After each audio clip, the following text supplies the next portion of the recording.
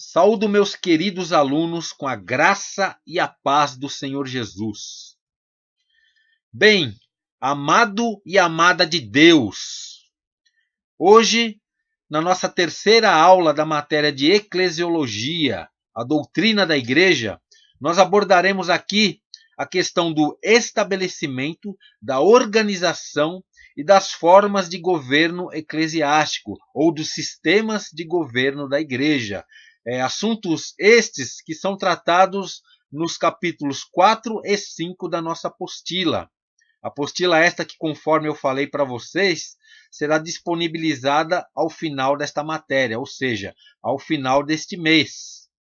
Lógico que vocês irão acompanhar as aulas textos, que é a mesma apostila, mas no final eu vou disponibilizá-la na íntegra, em um único volume em PDF para vocês, ok? O texto de Atos, capítulo 16, versículo 5, diz: Assim as igrejas eram fortalecidas na fé e dia a dia aumentavam em número. Então, partindo aqui para o capítulo 4, nós notamos, meus queridos, que o estabelecimento e a organização da igreja, bem como a necessidade dessa organização, são fatos inegáveis. Porque a Bíblia mostra que desde a fundação da igreja, ela começou a se organizar administrativa, social e liturgicamente. Nós notamos também que desde o Antigo Testamento, Deus mostrou-se grandemente alegrar-se ou agradar-se da organização e do planejamento. Nós notamos isso porque há vários textos bíblicos no Antigo Testamento em que Deus, ele ordena ou ele orienta o seu povo a se organizar. Ele escolhe pessoas organizadas para estarem à frente da nação de Israel. Ele dá uma lei à nação de Israel que a conduz a ser instituída como nação de forma organizada. Portanto, Deus se agrada do planejamento e da organização. E notamos também que, na sequência, isto é, já no Novo Testamento, nós notamos que há vários relatos bíblicos que mostram que a partir da fundação da igreja no dia de Pentecostes, a igreja, sob a direção do Espírito Santo, passou a desenvolver gradativamente suas próprias formas de governo, suas próprias formas de organização, o que continuou acontecendo ao longo da história, até chegarmos, meus queridos, às atuais formas de ministério, de culto, de liturgia, de serviço, de ordenações, de decisões, entre muitos outros aspectos, culminando assim nos atuais sistemas de governo eclesiástico que nós conhecemos hoje.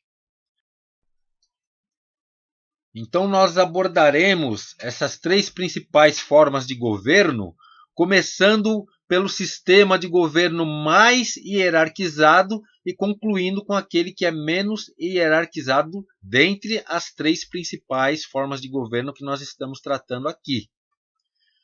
É útil lembrar que nos dias atuais é comum nós encontrarmos misturas de sistemas de governo entre as denominações, o que muitas vezes torna difícil a identificação até da forma de governo adotada. Nestes casos, meus queridos, pode-se dizer que denominação X é predominantemente congregacional, denominação Y é predominantemente episcopal, e assim por diante. Então vamos falar aqui do sistema de governo episcopal, pois dos três sistemas de governo que serão abordados aqui na nossa presente aula, o sistema episcopal é o sistema mais hierarquizado e também é considerado por muitos eruditos, por muitos estudiosos bíblicos, como aquele que possui o menor embasamento bíblico dos três, que nós vamos tratar aqui. Isto se deve ao fato de sua origem datar do século II da era cristã, período em que, por influência do mundo romano, o bispo ele surge como líder principal da igreja. E nesta época, o bispo ele agia como uma espécie de monarca, ele agia como uma espécie de administrador das igrejas em suas respectivas regiões. Ou seja, região X, a igreja da região X tinha um bispo à sua frente, igreja da região Y tinha outro bispo à sua frente, e assim por diante. Não obstante a esta centralização de poder, o sistema episcopal foi uma forma necessária, meus queridos. Ela foi uma forma de governo bastante útil, principalmente nos primeiros séculos da igreja. Por quê?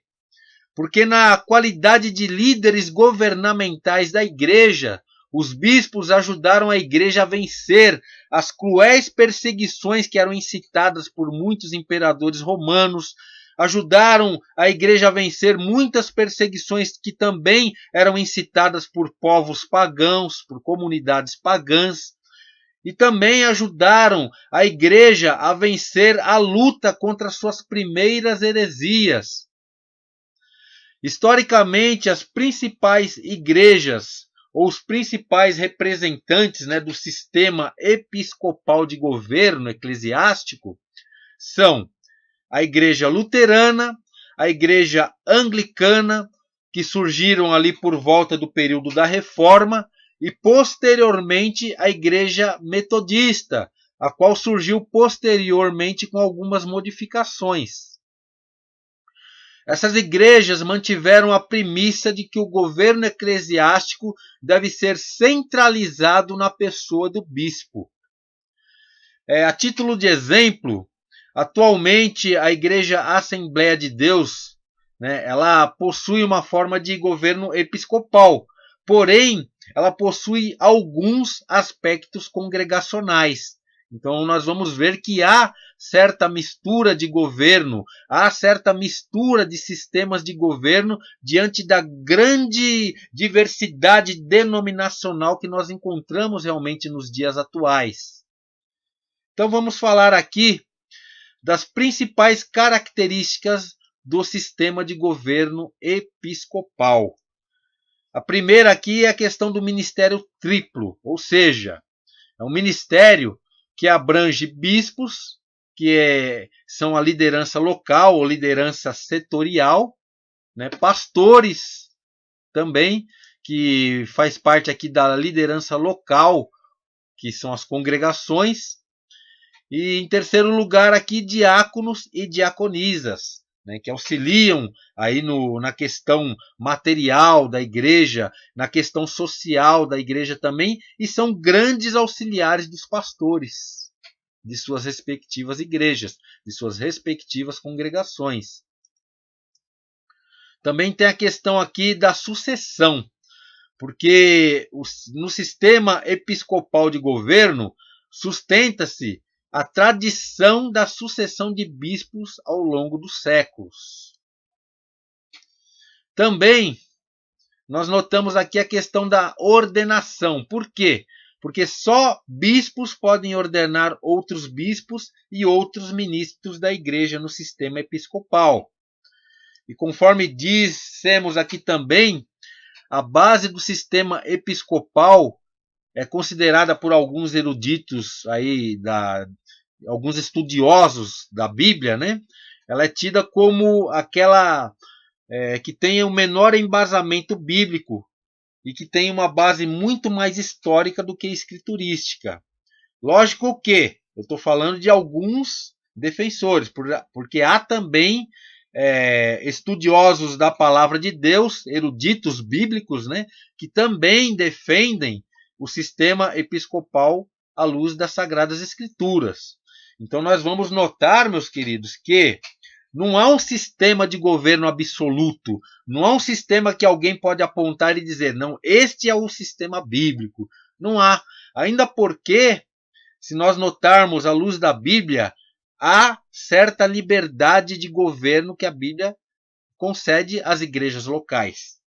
Então, é assim que funciona. Vamos falar agora do sistema presbiteriano de governo, porque tendo como base o alicerce fundamentado pelo reformador João Calvino no século XVI, o sistema de governo presbiteriano, hoje com algumas alterações, é a forma de governo eclesiástico utilizado pelas igrejas presbiterianas em todo o mundo.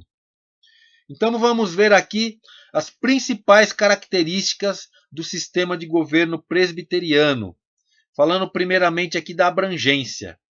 É um sistema de governo abrangente, porque os anciãos se reúnem geralmente num corpo central, como se fosse uma Assembleia Nacional.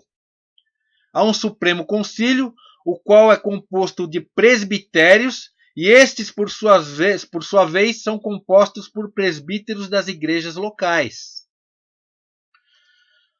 No aspecto local, nós notamos que esses presbitérios locais, nesses presbitérios locais, os anciãos eles exercem jurisdição sobre os territórios geograficamente menores. A questão aqui do corpo diaconal, meus queridos.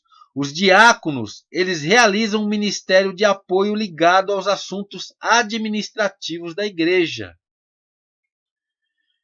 E a questão aqui do nivelamento. De modo diferente do sistema de governo episcopal, nós notamos que no sistema de governo presbiteriano, todos os pastores têm formalmente o mesmo status. Ou seja, há um nivelamento entre pastores. Não há um pastor maior que o outro. Isso é um aspecto bastante interessante. Vamos falar agora do sistema de governo congregacional. Historicamente, após a Reforma Protestante, surgiram comunidades como, por exemplo, os anabatistas, que procuraram seguir o modelo da igreja primitiva em seu cotidiano congregacional.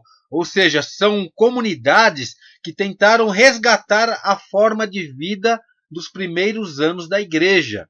E essas comunidades deram origem ao que nós conhecemos hoje como sistema de governo congregacional.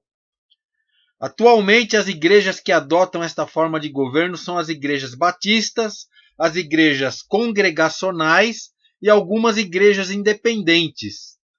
E além dessas igrejas, há também igrejas pentecostais e igrejas luteranas que possuem alguns aspectos congregacionais mesclados com o regime episcopal, conforme o exemplo que eu apresentei quando falei do sistema de governo episcopal. Então vamos ver aqui as principais características do sistema de governo congregacional. Primeira característica que eu quero falar aqui é a descentralização. Por quê?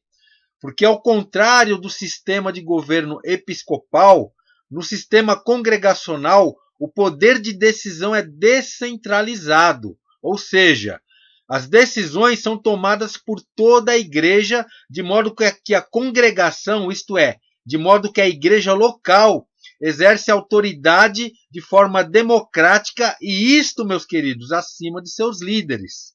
Então vemos aí uma característica interessante.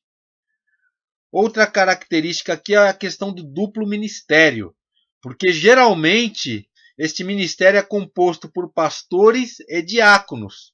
E em alguns casos divide-se também responsabilidade com vários presbíteros, os quais dividem aí a carga de peso de liderança com os pastores. Outra questão aqui é a questão do nivelamento. Por quê? Os pastores e os diáconos eles são nivelados a todos os membros da igreja. Veja que interessante, meus queridos. No tópico anterior que nós falamos aqui do sistema de governo presbiteriano, nós notamos ali que há um nivelamento entre os pastores. Ou seja, não há diferença entre pastores.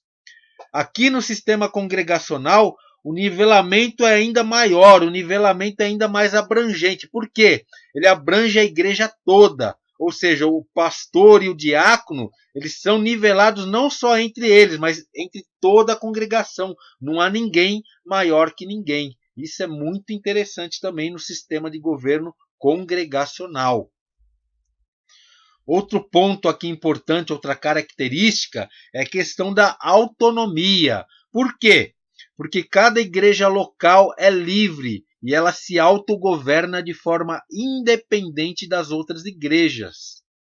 Claro que há também um reconhecimento, né, de que há grande valor na comunhão mútua e na cooperação entre as igrejas.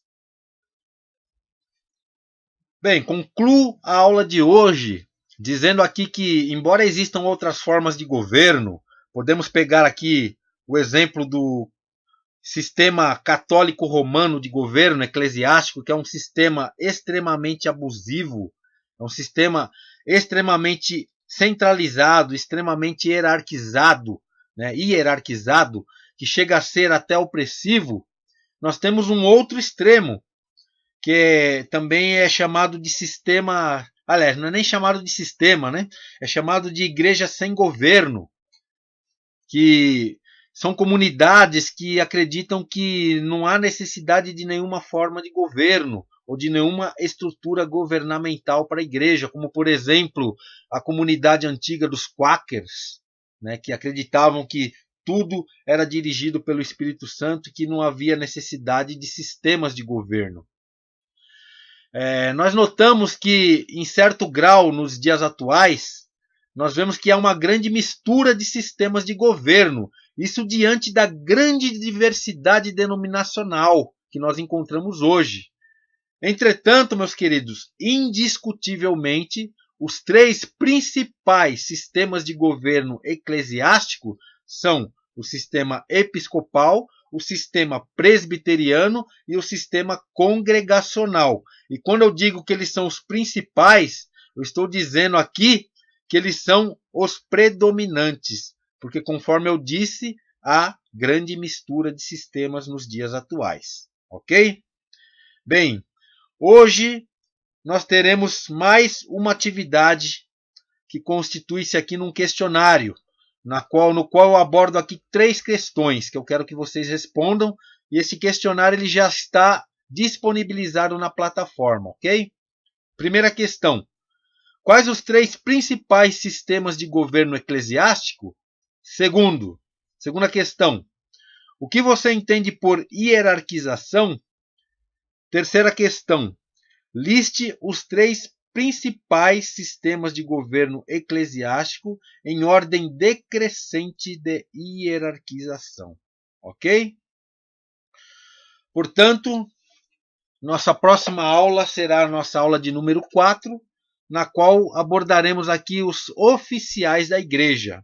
Então, que Deus os abençoe, um bom estudo, fiquem na graça e na paz do Senhor Jesus.